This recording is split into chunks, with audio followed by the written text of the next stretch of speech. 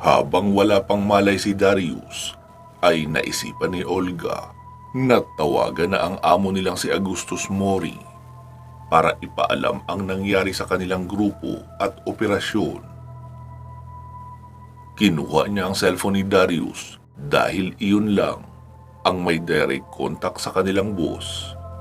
Pero noong inilagay niya na ang daliri ni Darius para sa biometric passcode, ay bigla iyong nagsalita. Anong ginagawa mo? Huwag mo sabihing tatawagan mo si Mori. Darius! Bulalas pa ng dalaga, sabay niyakap ang amo. Akala ko hindi ka na magigising, kaya tatawagan ko na sana si Augustus para ipaalam sa kanya ang totoong nangyari. Kailangan natin ng tulong rito, malakas na tulong. Sumagot naman si Darius kahit nakapikit pa ito. Oo, alam ko. Nakalimutan mo na ba na nariyan pa sila Victor, Jacob at General Boga? Mali lang siguro doon sa pag-aakalang ganun lang kadali itumba ang mga agent na iyon. Hindi natin napaghandaan na meron para silang mga antingero sa panig nila. At least ngayon, alam na natin. Huwag mong tawagan si Mori, kundi malalagot tayong lahat. Marami pa tayong hakbang na pwedeng gawin. Kailangan ko lang din munang makarecover. Tawagan mo na lang muna sina Jacob, Victor at General Boga. Balitaan mo sila tungkol sa nangyari. Pero sabihin mo na maglaylo lang muna. Dahil sa oras na gumalaw ulit tayo, ay sisiguraduhin nating tuloy-tuloy at sabay-sabay. Okay, sige Darius. Masyado mo akong pinag-alala. Akala ko ay hindi ka na talaga magigising. Uwi ka pa ni Olga habang nanggigilid ang luha sa mga mata. Matapos ang kaunting drama ay tumayo na si Olga upang tawagan ang iba pang mga opisyalis na under ni Darius para balitaan ito sa nangyaring pagsalakay sa simbahan. Noong makabalik na siya ng silid ay nakita niyang nakatayo na si Darius. Nagsusuot na ito ng long sleeve na itim. Oh, bakit bumangon ka na agad? Kaka-recover mo pa lang ah. Wika ng dalaga. Wala tayong dapat na sinasayang na oras, Olga. Dahil kapag kumilos na si boss, siguradong may itsapuera na tayo. Kaya habang may natitira pang kaunting tiwala sa atin si Boss Mori, kailangan wag natin siyang biguin. Akin na ang cellphone ko. Wika pa ni Darius na iniabot naman agad ni Olga. Matapos makuha ang cellphone ay may tinawagan na si Darius. Hello, General Boga. Oras na para kumilos tayo ng mabilisan. Mainit na ang dugo sa atin ni Mori. Anong gusto mong gawin ko, boss? Isabay-sabay mo na ang pagsalakay para mapilitang lumabas ang lino na iyon. Pakilusin mo na ang mga alas natin. Si Philip, ang taong nagiging poison gas, ipadala mo sa San Luis. Yun yung bayan na katabi ng San Pablo. Si Silas, ang taong kayang kumontrol ng panahon, ipadala mo sa San Bernardino. Si Dylan naman, ang taong gumagamit ng kapangyarihan ng kuryente, ipasalakay mo sa kanya ang Santa Monica. At si Alexander naman, na gusto niyang patunayan ang sarili sa organisasyon natin na may pakinabang siya. Sige, turukan mo na ng combined serum ng dugong baltukan at enerhiya ng mga buramin. Boss Darius, sigurado ka po ba sa ipapagawa mo kay Alexander? Hindi pa subok ang formula na iyon. Hindi pa dumadaan sa laboratory trials. Baka hindi natin magawang makontrol si Alexander kapag nagkataon. Oo, alam ko yung General Boga. Tamang-tama, si Alexander ang magiging first test subject natin sa serum na iyon. Doon nyo pakawalan sa San Simon. Boss Darius, sa dami ng papakawalan nating malalakas na tauhan, sigurado magiging sementeryo ang buong lalawigan. Sayang naman po ang mga katawan. Magiging pagkain na rin sana ito ng mga kalahi nyo. Oo, General Boga. Kaya dito na papasok ang Dragon Corps under leadership ni General Axel Braganza. Ha? Seryoso ka, boss?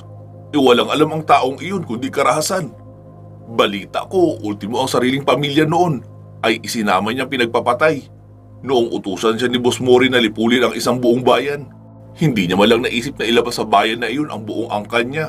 bago nagbagsak ng nuclear warhead. Makinig ka, Boga. Mga katulad ni Braganza ang kailangan ng organisasyon natin, hindi mga taong maawain. Ang unit na ni Braganza ang pipick up sa mga mamamatay sa lahat ng bayan na sasalakayin natin. Dadali nila ang katawan sa Vinectican City para sa Project Apocalypse. Ngayon na ba yun, boss? Oo, hindi ko lang masabi kung anong buwan. Pero ang huling balita ko, nasa final stage na ang formulation ng mutagen virus. Copy, Boss Darius. Abangan mo sa TV ang pagbaha ng mga biktima bukas. Sisiguraduhin kong bago magtanghali bukas, lahat ng bayan na nabanggit mo ay mga ngalahati na ang matitirang populasyon. Sige, magaling. Pagbutihan mo, General Boga. Baka sakaling matuwa sa'yo si Boss Mori at hatiin ang Dragon Corps at ikaw ang mamuno sa kalahati. Okay, boss. Sagot naman sa kabila at pinatay na ang tawag. Sa bahagi naman ng head office ng Black Triangle, hawak ni Augustus Mori ang cellphone niya habang nakatitig sa monitor kung saan may live feed mula sa underground laboratory site nila sa Vinectican City kung saan ginagawa ang mutagen virus.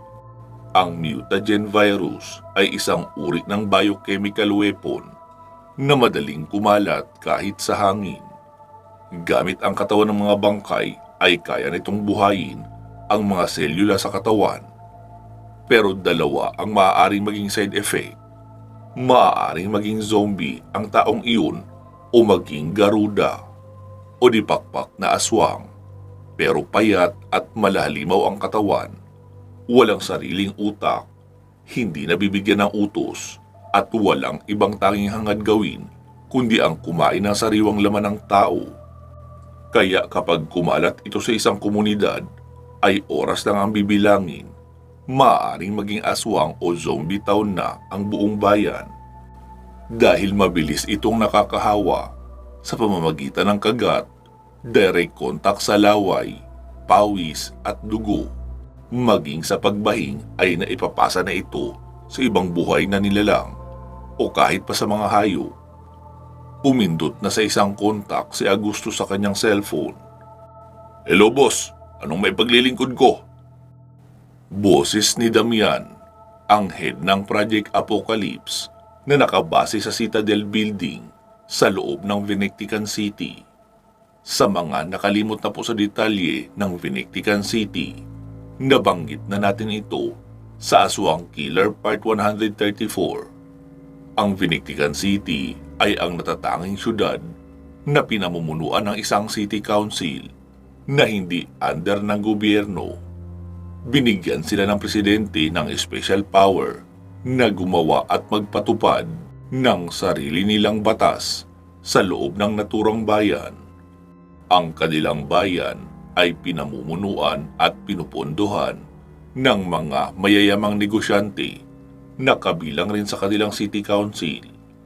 Ang tanging kondisyon nila sa presidente ay kanilang kukupkupin lahat ng mga evacuees mula sa iba't ibang bayan ng lalawigan na nagsilikas noong umatake ang napakaraming mga aswang at mga zombies sa iba't ibang lugar na pakana ng pamilya Buenaventura. Ang bayan ng Vinectican ay tila isang komunistang bayan. Isa itong malaking syudad. May bahagi ng syudad na puro malalaking gusali ang makikita. Naroon ang lahat ng mga negosyo, opisina at mga pabrika. Para itong pinagsama-samang business at economic zone. Sa paligid naman noon ay ang mga magkakatabing subdivision. Pantay-pantay ang mahihirap at mayayaman. Ang mga mayayaman ay hindi pwedeng bumili ng sobra-sobrang pagkain at hindi pwede mag-ukupa o magpagawa ng malamansyon ng mga bahay. Kung anong tinitirhan na bahay ng mahihirap, ganun din ang mayayaman. Lahat ay nakatira sa two-story row house na may 3 malalaking kwarto at 2 CR. Malaki o maliit ang pamilya, ay isang ganun lang ang maaaring iokupa. Dahil ang mismong city government ang nagpatayo ng mga bahay na iyon. Tapos ang presyo sa lahat ng mga bilihin ay mababa dahil subsidize ito ng pamahalaang pansyudad. May libreng transportasyon sa buong syudad. Ang presyo ng bilihin doon ay kalahati sa presyo ng mga bilihin sa normal na mga bayan. Mababa lang din doon ang pasahod ng mga trabaho. Pero ayos lang para sa lahat kasi libre naman ang tubig, kuryente, pati na ang pabahay, edukasyon at serbisyong medikal. Meron din silang sariling special forces na siyang nagpapanatili ng seguridad nila sa loob. Ito ay ang Dragon Corps. Walang insidente ng pang-aaswang o anumang may kinalaman sa kababalaghan sa loob ng syudad dahil nakapader ng mataas ang syudad na iyon. High-tech ang mga perimeter fences at may 24-hour CCTV monitoring ang buong lugar. Mahigpit rin ang pagtanggap ng mga evacuees. Dadaan muna sa quarantine para ma-determine kung wala bang existing health problems ang mga ito, gaya ng cancer at iba pang mga malignant diseases.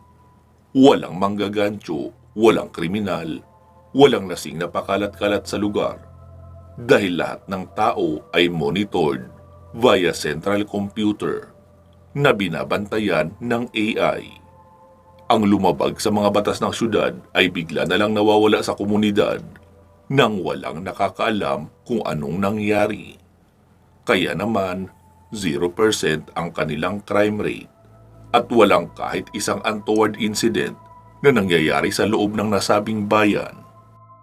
Pasensya na po ha sa mahabang paliwanag rito kasi dito iikot ang buhay ng buong pamilya ni Lino sa mga susunod na kabanata.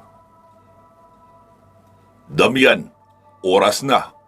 Launch the Project Apocalypse. Ha? Seryoso ka, boss?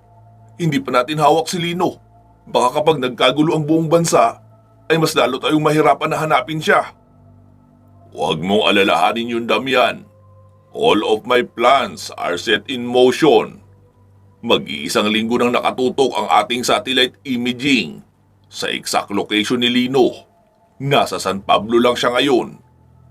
Mukhang kalilitaw niya lang sa mundong ito. Kaya sa lumipas na ilang buwan, ay hindi siya mahagilap ng ating automated visual search. Alam niyo na pala, boss, ang location niya. Bakit hindi niyo pa sinabi kina Darius? Ilang beses kong nakausap si Darius, wala pa rin daw silang clue kung nasaan na si Lino ngayon. Hayaan mo yung si Darius. May sarili akong ibinigay na trabaho sa kanya. Magkikita rin sila ni Lino. Gusto ko lang malaman kung may kakayahan ba talaga siyang mahuli si Lino sa dami ng tauhan na ibinigay ko sa kanya. Basta't bago sumikat ang araw, siguraduhin mong napakawala na sa hangin ang mutagen. Copy that, big boss. Sagot naman ni Damian, kahit pa alanganin siya sa desisyon ng boss nila na isagawa ang kanilang grand plan para sa buong bansa. Pagkababa ng tawag ay idinayal naman ni Agustus ang numero ni General Axel Braganza. Hello, Chief. Bakit? Axel, anong status ng preparation ng Dragon Corps para sa Project Apocalypse? Kumpleto na, boss. 100% prepared na tayo. Mula sa mga equipment, weapons and ammunition, special force, air defense, tactical unit, back office operation personnel, at augmented na ng 200% ang active agent natin na ready for battle. Good. Ipapadala ko na sa iyo ngayon ang coordinates ng exact location na kinaroroonan ni Lino. Kunin niyo na siya. At kapag hindi niyo siya nakuha, pamilya niya ang kunin niyo. Siya ang papapuntahin natin rito kung hindi natin siya makuha ng sapilitan. Copy that, Chief. Pagkababa ng tawag ay agad nang nag-assign ng tactical team si General Braganza. Captain Terence Cruz, Captain Troy Vilda, Captain Aaron Salinas, prepare your men. Aalis tayo, 600 hours. Destination, San Pablo. Target, Babay Lang Lino or ang family niya. Radyo pa ni General Axel Braganza sa mga tauhan. This is Captain Cruz. Copy that. This is Vilda. Copy, sir. This is Salinas. Roger that. Isa-isang sagot ng 3 team leader ng 3 tactical teams. Bawat isang team ay may 20 field agent plus isang team leader. Bago pa nga sumikat ang araw ay naghanda na ang lahat. Kumpleto na ang mga gamit nila sa kanilang sasakyan na armored van. At pagsapit ng eksaktong alas 6 ng umaga ay umalis na ang 3 sasakyan papunta sa San Pablo upang lusubin na si Babaylang Lino. Sa bahagi naman ni Darius, pasado alas 3 ng madaling araw nang marinig na tumutunog ang kanyang cellphone. Kahit pagod at nagtamo ng malubhang pinsala sa katawan, ay napilitan siyang bumangon upang sagutin ang tawag na iyon. Hello, sino to? Medyo pagalit na wika ni Darius. Darius, sinamyan ito. Pinapalaunch na ni boss ang Project Apocalypse mamayang alas 6 ng umaga. Ha? Anong plano niya? Hindi pa nahuhuli si Lino. Huli ka na, Darius. Naghahanda na ang tactical teams na inutusan ni boss na huli kay Lino. Kaya kung ako sa iyo, bilisan mo na kung ano mang ipinapagawa niya sa iyo. Dahil kapag sina General Braganza ang nakahuli kay Lino, siguradong demoted ka. Baka gawin kang tagalaban ng damit ng mga taga-Dragon Corps. Kilos na, wag puro limlim. Binabalaan lang kita bilang kaibigan. Ayokong makita kang pupulutin sa kangkungan. Salamat, Damian. Babalitaan na lang kita kapag may update na ako rito. Wika pa noon, sabay patay ng tawag. Olga, bumangon ka na dyan. Nanganganib tayo.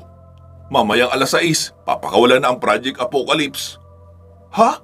All-out war na ito? Kaya nga kumilos ka na. Tawagan mo na ang kontak natin na 3 druids ng Indonesia. Nasa Bisaya sila ngayon, di ba? Bumubuo ng bago nilang sangay doon? Oo. Sige, papuntahin mo na sa San Agustin. Gawin nilang impyerno ang bayan ng San Agustin para mapilitang lumabas rito si Lino. Okay, Darius, gagawin ko na. Wika pa ng dalaga na mapula pa ang mga mata dahil sa biglaang paggising kahit kulang pa ito sa tulog. Agad na ring naghanap ng numero sa cellphone niya si Darius. Hello boss, bakit? Tanong pa ni General Boga. Ano nang status na ipinag-uutos ko sa iyo kanina? Nasabi ko na boss sa mga tao natin. Ako naman ay nasa biyahe na papunta ng San Simon. Kasama ko na rin si Alexander. At bago pa lumubog ang araw bukas, ay baka nasa San Simon na kami. Papasimulan ko na agad ang paghahasik doon ng lagim ni Alexander. Okay, sige. Kung maaari, bilisan niyo pa na makarating kayo agad doon. Papunta na raw ang Dragon Corps sa location ni Lino. Kaya kailangan mauna kayo makapaghasik ng lagim para kayo ang makahuli kay Lino. Mababaliwala lahat ng paghihirap natin kung hindi naman tayo ang makakahuli sa Lino na iyon. Alam natin kung paano kumilos ang Dragon Corps.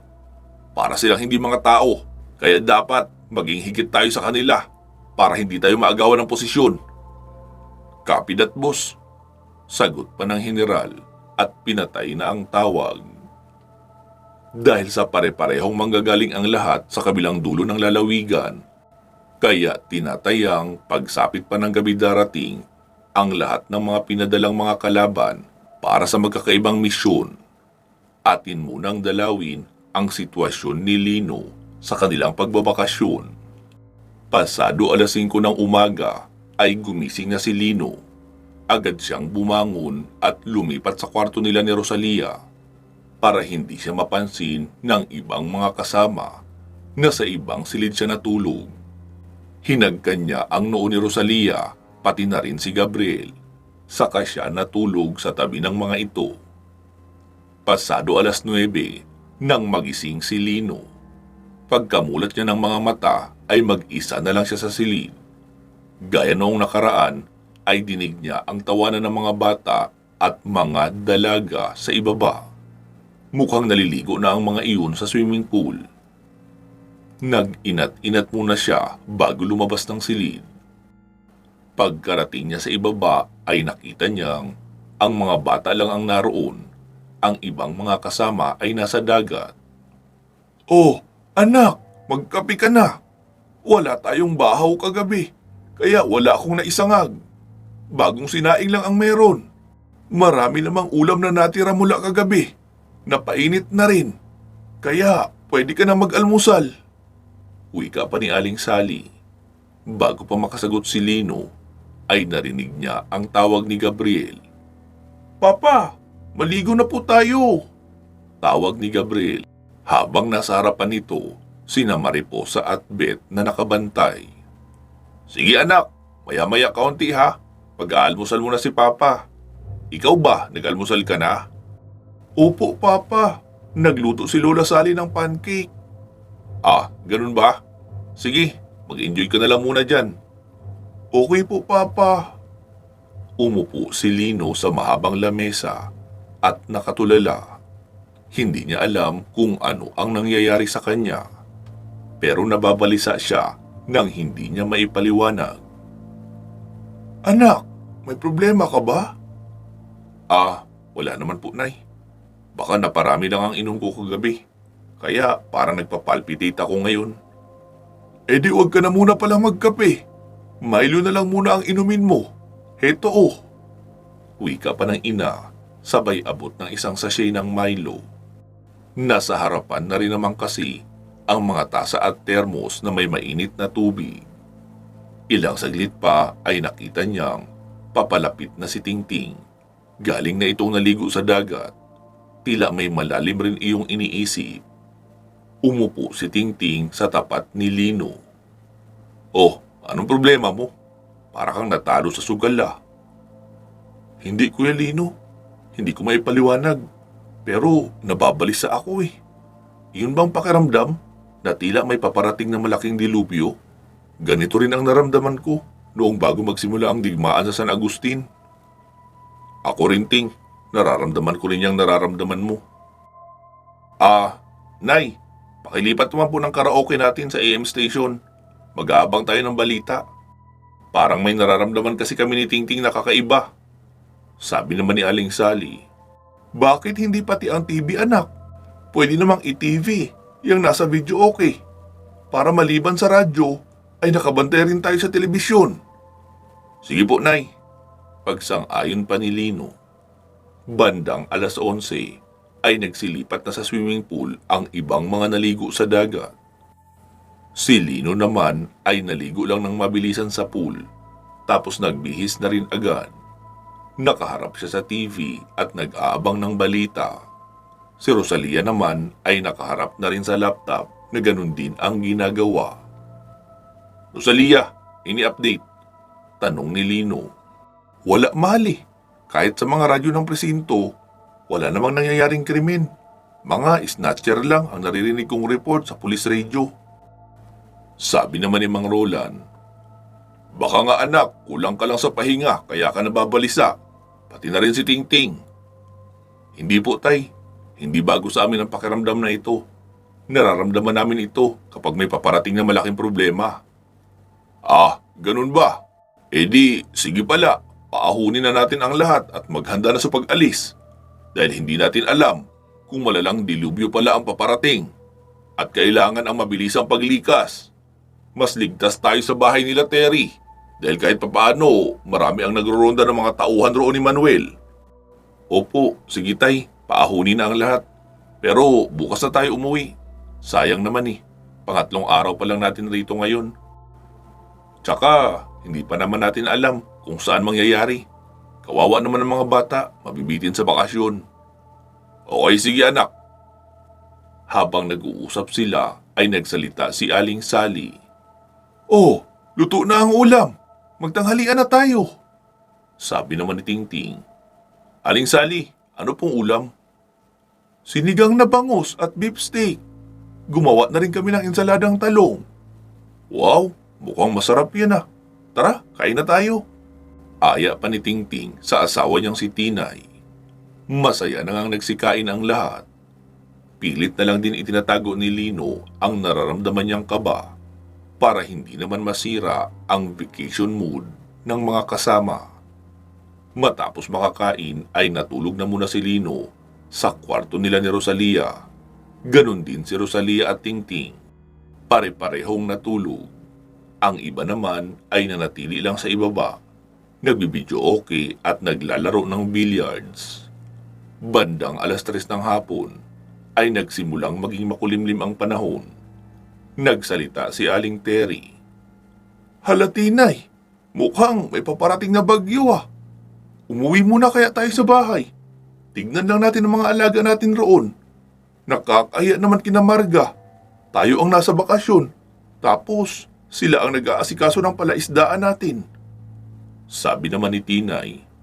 Oo nga po, Nay. Sige, kukuha na rin ako ng damit.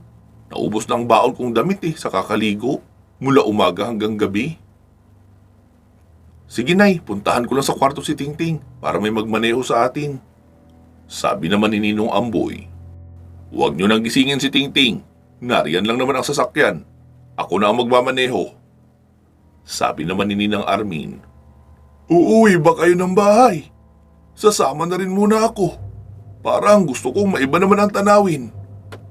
Nagsalita naman si Aling Terry. Paano, Sally? Maiwan na muna namin kayo rito ha?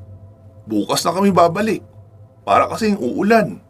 Aasikasuhin lang namin ang mga alaga roon. Sige. Dodong, sumama ka sa kanila para may magdala ng sasakyan papabalik rito. Hindi pwedeng wala rito ang sasakyan. Dahil paano na lang kung may emergency? Sabi naman ni Dodong. Okay po, Aling Sally. Sige, ako na magmamaneho sa kanila. Siyan, tara, sumama ka muna sa pag-uwi. Baka sobrang namimiss ka na ni Mama. Magpakita ka muna roon. Tapos yung mga labahan natin ay iuwi mo na muna. Bukas ka na uli bumalik ka dito pagkasundo ko kina Aling Terry. Okay, sige kuya. Sagot naman ang kapatid. Binuksan na ni Mang Roland ang gate at lumabas na ang van. Bago pa makarating sina Aling Terry sa kanilang bahay ay nagsimula ng umambon. Nako, sabi ko na nga ba, uulan talaga. Napakabiglaan naman yata. Ang sabi kaninang umaga sa radyo ay magiging mainit ang panahon sa buong linggo. Bakit biglaan ang pagsama ng panahon na parang may bagyo? Baka naman po daan lang yan, Aling Terry. Wika pa ni Dodong. Sana nga. Sayang naman ang bakasyon natin kung magiging maulan. Ang saya pa naman doon. Solong-solo natin ang lugar. Nakakapagluto pa tayo ng kung ano-anong gusto nating lutuin. Sumabat naman si Tinay. Oo nga po, Nay. Ang saya-saya ng lahat. Libang na libang sa maghapon. Enjoy pa kasi maraming pagkain. Ilang saglit pa ay nakarating na sila sa bahay. Bumagsak na rin ang malakas na ulan. Sabi naman ni Aling Terry. Sige na Dong. Bumalik ka na agad roon. Baka kailanganin ang sasakyan. Maghahanda na lang kami uli ng mga dadalhin doon para bukas. Sige po, Aling Terry. Wika pa ni Dodong at bumiyahe na papabalik sa private resort. Pagkarating sa resort ay todo na rin ang ulan doon. Maging ang dagat ay tila nagwawala ang mga alon. Naabutan niyang nakatayo sila Lino at nakatingin sa dagat na may malalaking alon. Sabi naman ni Lino, hindi ito normal na bagyo. Nay, magligpit na kayo. Doon na muna kayo lahat sa itaas. Panay ang kidlat Baka matamaan kayo kung dito lang kayo sa ibaba. Mas maiging sa loob na lang ng silid manatili. Basta't nakalak lang ang gate at mga pintuan. Habang kasalukuyang umuulan, ay biglang nagkaroon ng anunsyo sa radyo. Ayon sa balita, isang halimaw ang umaatake ngayon sa San Simon. Lahat ng mga taong madaanan ay sinasagpang. Ang mga sasakyan ay walang hirap na ibinabalibag. Magmula nang magpakita ang nilalang na iyon, ay mahigit 20 katao na ang napapatay. Pagkarinig noon nila Lino, Tingting at Rosalia, ay agad silang nagkatinginan. Kuya Lino, ano yun? Halimaw raw Bakit hindi nila sinabing aswang? Ewan ko, Ting. Baka hindi mukhang aswang. Baka mas mukhang ang halimaw. Anong gagawin natin, Kuya Lino? Wala tayong choice, Ting, kundi ang pumunta roon. Wala namang ibang makakatulong sa kanila. Tayo ang pinakamalapit. Maging ang Santa Barbara ay nasa kabilang ibayo ng lalawigan. Kaya kahit malaman pa ito ng mga taga Marine Corps, ay bukas pa sila makakarating. Malayo rin yun dito, Kuya Lino, di ba? San Simon daw eh. Oo, Ting. Pero kaya yun makuha ng 2 oras kung wala naman tayong kargang mabigat. Van naman ang gamit natin. E di sige, tara na pala. Wika pa ni Tingting. Agad namang tumayo si Rosalia at kumuha ng mga baril niya na nasa loob ng bag sa kanilang silid. Tay, dito lang kayo. Dong, pagkalabas ng sasakyan, ilak mo ang gate ha. Tapos, dito ka na rin tumambay sa ibaba para may makatingin-tingin. Mukhang sasamahan ka naman ni Beth. Wika pa ni Lino. Sabi naman ni Gabriel, Papa, saan kayo pupunta? Sama ako. Naku anak, may halimaw kaming aasikasuhin. Hindi ka pwedeng sumama roon. Hindi ka ba natatakot sa kidlat na yan? Kapag tinamaan ka niyan, siguradong masusunog ka. Tsaka, narito si Lola Sally mo. Walang magbabantay sa kanila kapag sumama ka. Sige po pala, dito na lang ako. Kasama rin po ba sa inyo si Mami Rosalia?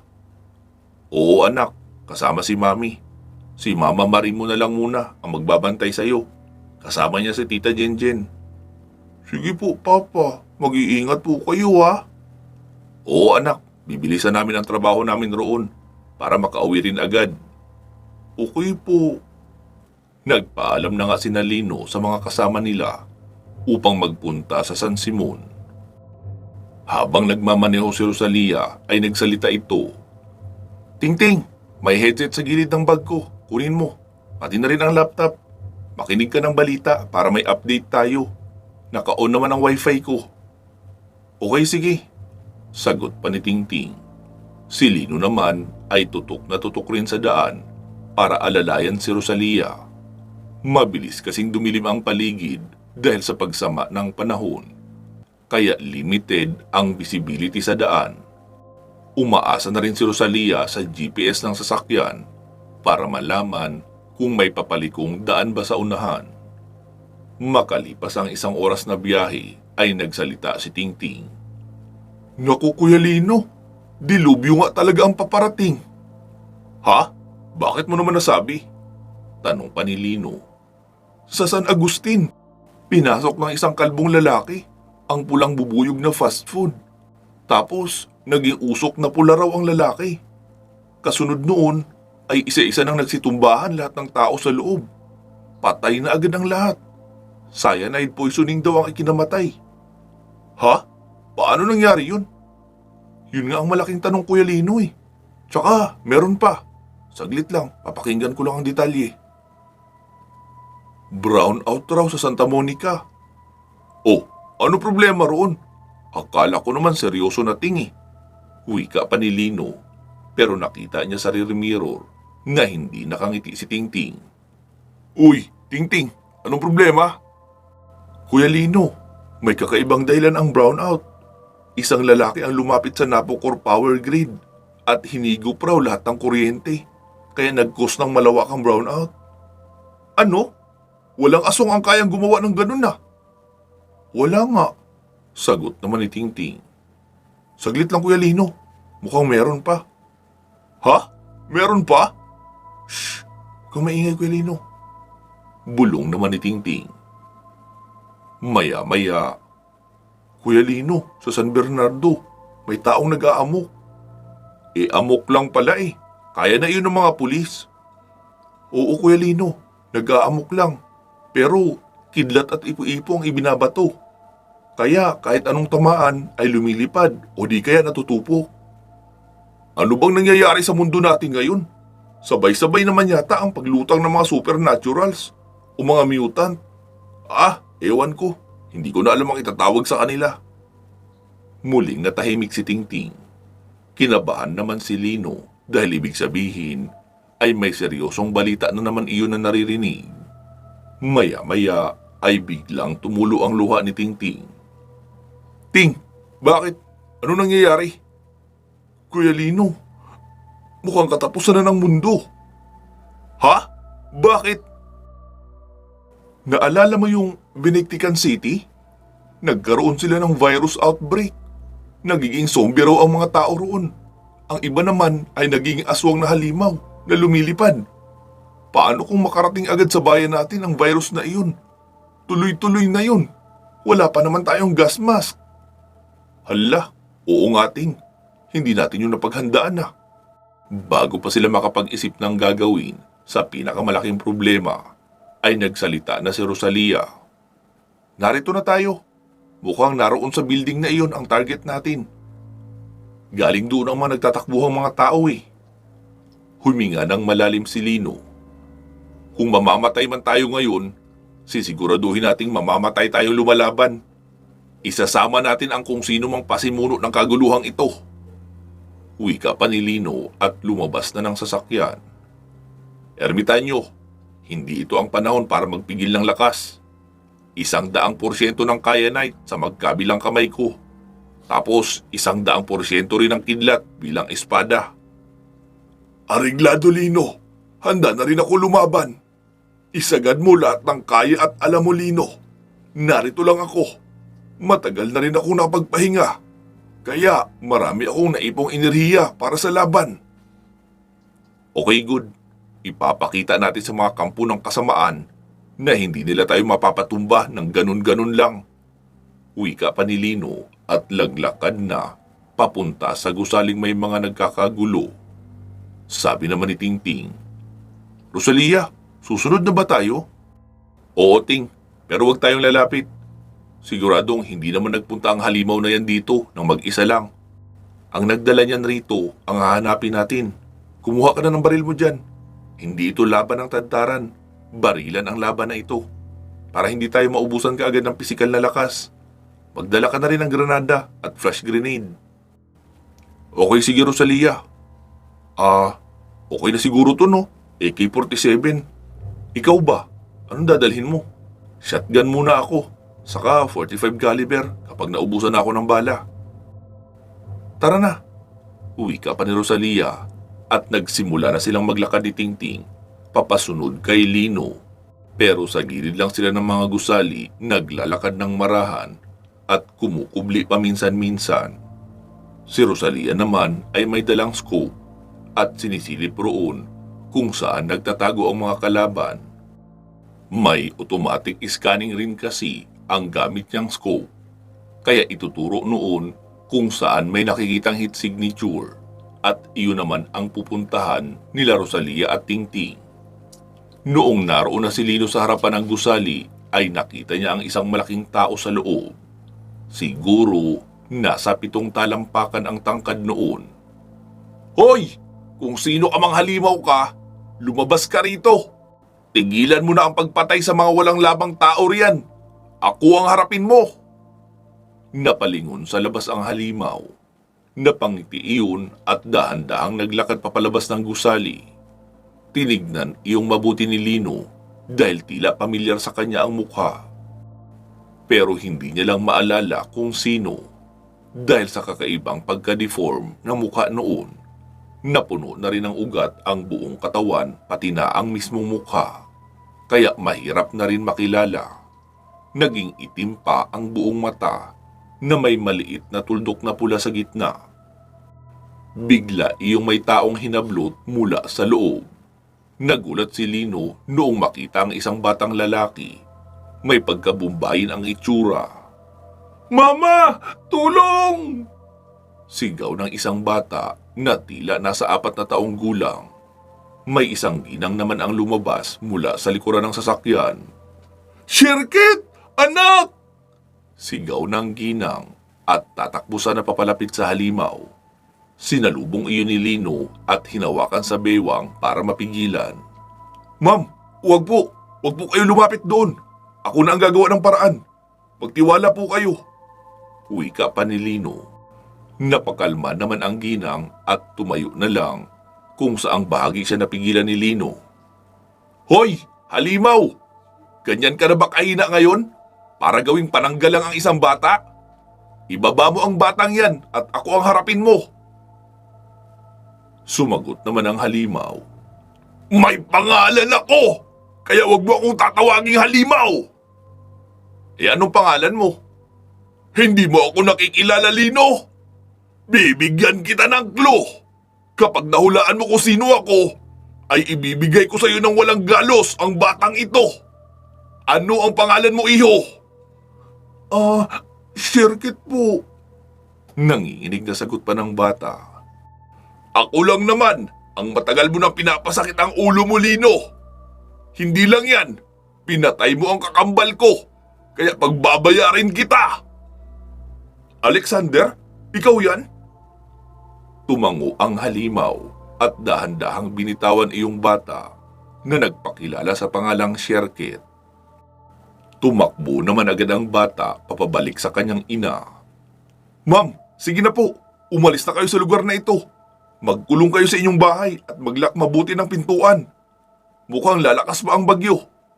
Wika pa ni Lino.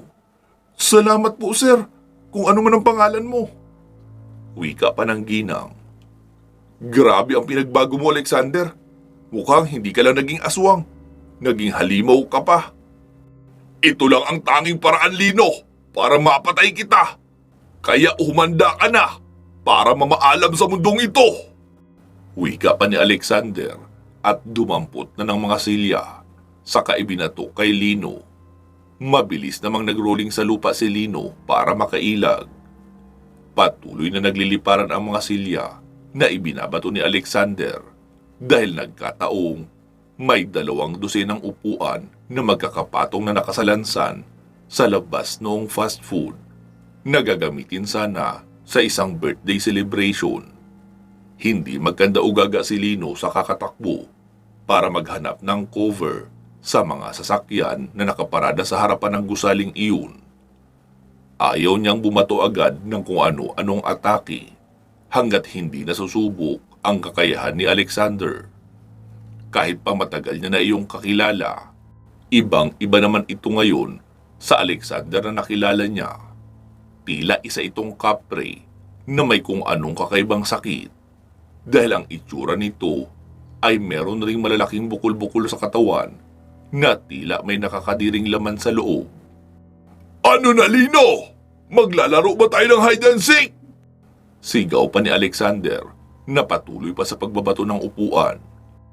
Inaabangan lang iyon ni Lino na maubos ang mga upuan saka siya susugod. Sa bahagi naman nila Rosalia at Tingting, namataan nila ang isang grupo ng kalalakihan na nakatayo sa harapan ng bintana sa second floor ng isang gusali. Tila minamataan noon ang mga nangyayari sa pagitan nila Lino at ni Alexander. Tingting, ayun sila. Iikutan ko sa likuran. Sa harapan ka dumaan. Sigurado akong may emergency exit ang gusali na iyan. Copy, Rosalia. Sagot naman ni Tingting.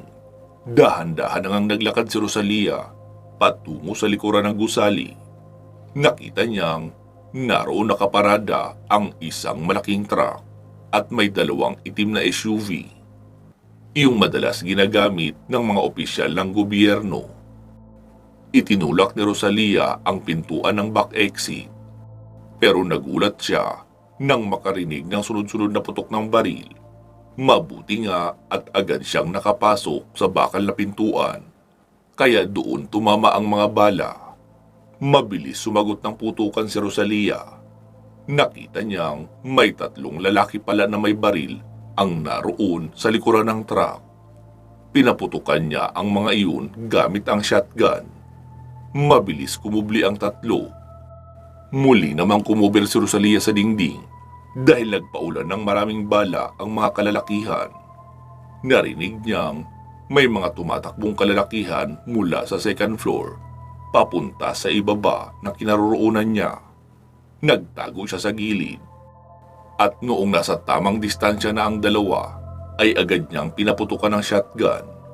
Magkatabi naman ang mga iyon kaya parehong tumimbuang at binawian ng buhay. Babalikan niya pa sana ang 3 kalalakihan sa labas pero wala siyang mahanap na advantage point. Kaya tumuloy na lang siya sa pag-akyat sa 2 palapag. Pagkarating sa hallway ay 3 lalaki ang naglabasan, sabay nag-open fire. Kaya napilitan siyang tumakbo, sabay dive patungo sa isang silid. Kumuha siya ng isang granada at inihagis sa labas ng silid. Isang malakas na pagsabog ang maririnig sa hallway. Bago pa makalabas ng silid si Rosalia, ay nakarinig na siya ng sunod-sunod na sagutan ng mga puto. Mukhang nakaakyat na rin si Tingting sa kabilang bahagi ng gusali. Noong makarecover mula sa malakas na pagkakabagsak, ay agad lumabas ng silid si Rosalia. Nakita niyang may 7 kalalakihan ang pababa na sa hagdanan. Agad niyang pinaputukan ng shotgun. 2 agad ang tumalsik. Sumagot naman ng putok ang mga iyon. Nakita niya si Tingting sa may pintuan ng silid. Nakikipagpalitan rin ng putok sa mga naroon sa loob. "Sundan mo sila, Rosalia! Kasama nila ang pinuno nila na tinatawag nilang General Boga!" Wika pa ni Tingting na patuloy sa pag-cover at pagsagot ng putok sa mga kalaban. Muling dumukot ng granada si Rosalia at inihagis pa ibaba ng hagdanan. Dinampot niya ang isang Armalite na nabitawan noong 2 armadong kalalakihan. Tinignan niya ang magazine. Marami pang bala at may nakadikit pa na fully loaded na magazine sa kabilang bahagi noon. Matapos humupa ng usok mula sa ibinato niyang granada, ay agad na siyang nagpaputok ng sunod-sunod habang bumababa ng hagdanan. Pagkarating sa ibaba ay nakita niya ang 2 lalaki roon. Nawasak na ang katawan dahil sa pagsabog ng granada. Pero wala na roon ang ibang mga kasama. Pagkabukas niya ng pinto ay muling umulan ng bala. Kaya agad siyang napatago sa kabilang bahagi ng bakal na pintuan. Narinig niya na lang ang paggasgas ng mga gulong sa simento at ang mabilis na pagharurot ng sasakyan. Muling pinilit ni Rosalia na makalabas para pigilan sana ang pag-alis ng sasakyan na iyon. Pero mukhang sanay sa bakbakan ang mga taong nakabantay sa kanya sa labas. Ilang beses na siyang muntik matamaan dahil lahat ng tira ng mga iyon ay talagang malapit sa mukha niya. Ultimo ang paglabas ng kanyang kamay sa gilid ng pintuan ay may umuulan agad na bala. Ilang saglit pa ay narinig niyang tahimik na ang itaas na bahagi. Nakita niya si Tingting na nagmamadaling naglakad pero hindi iyon bumaba. Tapos saka nasundan ng 2 pagsabog ng granada sa labas ng pintuan. Kaya lumabas na rin si Rosalia. Naabutan niyang nasa lupa ang 3 kalalakihan na nakikipagbarilan sa kanya. Buhay pa ang mga iyon pero wala na sa wisyo at marami na rin ang sugat mula sa mga shrapnels ng sumabog na granada. Pinagbabaril niya na iyon noong makitang muling nag-angat ng baril para barilin siya. Nagulat pa siya noong biglaan ang paglabas ni Tingting ng pintuan kaya natutukan niya iyon ng baril. Ako ito! Ako ito, Rosalia! Si Tingting!" Mabilis nilang inikutan ang gusali kung wala na bang natitirang kalaban. Pero mukhang wala na.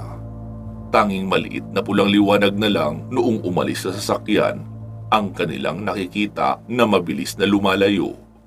Sabi ni Tingting, "Sino sila, Rosalia? Mga high power ang mga baril nila eh. Tapos nakasuot sila ng tactical suit na parang mga miyembro ng Special Forces. Ewan ko, Tingting. Duda rin ako kung tauhan talaga sila ng gobyerno. Dahil tinawag nilang General iyong malaking lalaki na kasama nila. Mukhang sila ang may dala noong halimaw na kaharap ngayon ni Lino. Tara na, Tingting. Ikutan natin ang perimeter para masigurong walang sniper na panakaw na titira kay Lino." "Okay, sige, Rosalia. Ako sa gusali sa kaliwa, ikaw naman sa kanan." "Okay, Ting." Wika pa ni Rosalia kay Tingting. Si Tingting naman ay mabilis dumampot ng magandang baril mula sa kalaban at pinagkukuha rin ang maraming magazine na puno ng mga bala saka inilagay sa dala niyang backpack. Nauna nang umalis si Rosalia upang pumunta sa isang gusali sa kanan. Naabutan niyang may mga tao roon sa isang kainan. Mukhang mga natrap. "Ikaw, ano ka rito?" Ako si Jay. Ito naman si Jeric. Pareho kaming supervisor ng kainan na ito." "Ikaw, anong pangalan mo?" Ako si Earl. Ito naman si Vanessa. Kami ang manager rito." "Ganito, Makinig kayong mabuti, Jay at Vanessa. Since kayo ang manager rito, kayo ang may karapatan na mag-utos sa mga crew. Gaano karami ang pagkain na nailuto nyo ngayon? Marami po ma'am. Kasi may malaking birthday party sana nagaganapin rito ngayon.